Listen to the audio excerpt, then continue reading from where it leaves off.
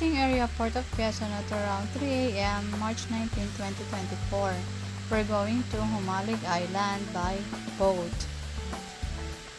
Tarant, welcome to Humalig Island, Spear Beach. Spear Beach is our accommodation in Humalig Island. Nagdala kami ng aming sariling food, mga cookware, gas stove range, kasi inisip namin baka mahirapan kami pagdating namin din sa island. Dahil alam naman natin ang island, mahirap talaga, hindi siya ganun ka-accessible. And here our room for 2 nights and 3 days. 500 per night, 2 to 3 packs. Electric fan, mattress, pillows are included. But may sariling mosquito net dahil ang aking husband ay favorite siya talaga ng lamok. And our accommodation is beachfront. Ayan, kitang-kita naman natin yung ganda ng island. Yung ganda ng dagat, talaga namang tinatawag ka na mag-swimming, di ba? Talagang ika nga nila kahali-hali na ang ganda ng dagat. This Spear Beach is very clear. Ayan, nung tinanong kami dun sa Port of Quezon saan kami mag-stay, and we decided ito kami mag-stay sa Spear Beach, and hindi naman kami nagkamali dahil talaga namang highly recommended ang Spear Beach. So, ayan, nagluluto na kami ng aming lunch kasi late na kami dumating. 9 a.m. umalis yung boat namin dun sa Port of Quezon, and then we arrived here at Spear Beach. It's around 1:30 to 2 p.m. So, kaya, ayan, to luto kasi sobrang late lunch na, sobrang daming gutom dahil hindi kami nakakain during our travel, dahil talaga namang kung hindi kayo sanay magbiyahe, may hilo kayo sa boat, kaya much better na an hour before mayroon na talaga ng Bonamine, dahil syempre kapag maalon talagang nakakahilo, diba? So much better na prepare ka talaga for yourself kasi para ma-enjoy mo yung biyahe. And as my experience, talagang the whole travel time, siguro 2 hours akong tulog lang ng tulog kasi talagang hindi ko kaya dahil nahihilo ako. Feeling ko nasusuka na ako that time. So, ayan, finally, nakain na kami kasi nakaluto na kami ng aming food, and ramdam na namin ang aming mga intestine na talagang parang kumukulo na siya sa gutom, kaya kailangan na namin lagyan ng aming happy tummy. So, finally, ayan, nare-relax na ang aming mga intestine dyan dahil nagkakaroon na sila ng laman. So, hindi na siya acid lang. Kaya, much better na prepare ka talaga kapag papunta ng island kasi mahirap talaga yung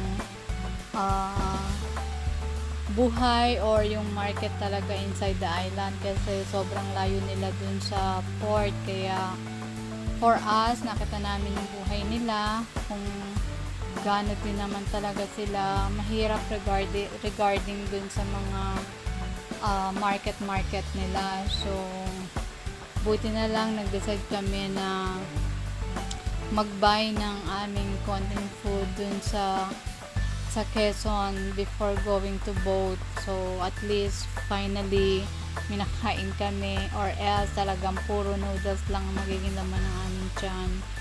So ayan, ang aking paboritong pamangkin, si Maki. Lagi namin kasama yan sa bawat travel namin kasi hindi siya pwedeng maiwan, wawa naman, hahanapin ang kanyang mommy at daddy.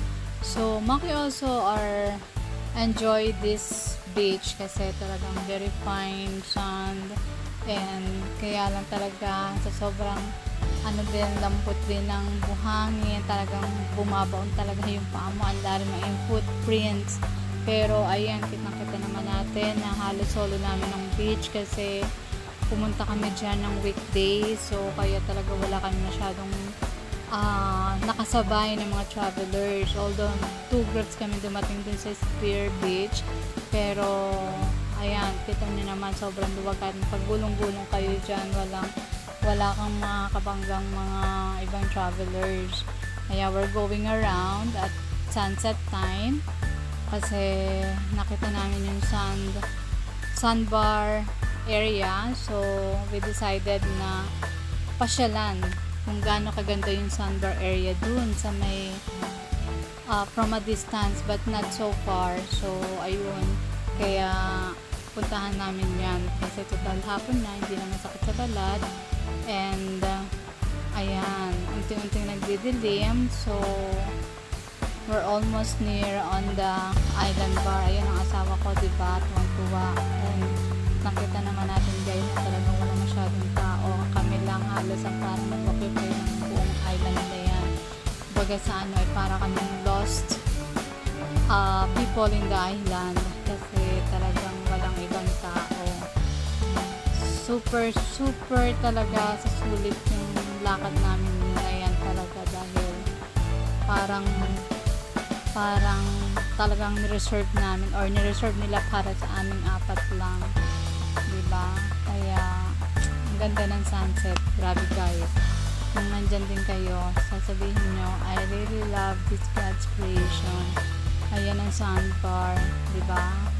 Talaga namang that is low tide, kaya lumilitaw yung sandbar, and it's around 6 p.m. Ayan, kaya sobrang saya lang. We're going back to port or going back home. So it's around 7 a.m. in the morning kasi ang first trip is 9 a.m. So kailangan habulin yung first trip dahil yung second trip hindi na nila din masabi kung ano oras ang dating ng boat dahil depende daw talaga yun sa dami ng passenger na iyahatid at pick upin. So kesa naman sa may stranded kami, kaya we decided na habulin namin yung 9 a.m. trip. So ayan, flight kami, tapos service namin si tatay, marami kaming baggage, kaya naka-tricycle kami. So may option naman, pwede naman maghabal-habal, 70 pesos per head kapag naghabal-habal or motorcycle service. Pero since naka-try kami, 400 yung ano namin, rent kay tatay. So ayan, ito yung other scenery ng Spear Beach. Ayan, ganyan kaganda ang Spear Beach na sabihin mong babalikan mo dahil sa ganda. Talagang nakaka-love. So hope to see you guys and hopefully ma-experience nyo rin and ma-witness nyo yung ganda ng Humalig Island. Thank you for watching guys! Bye!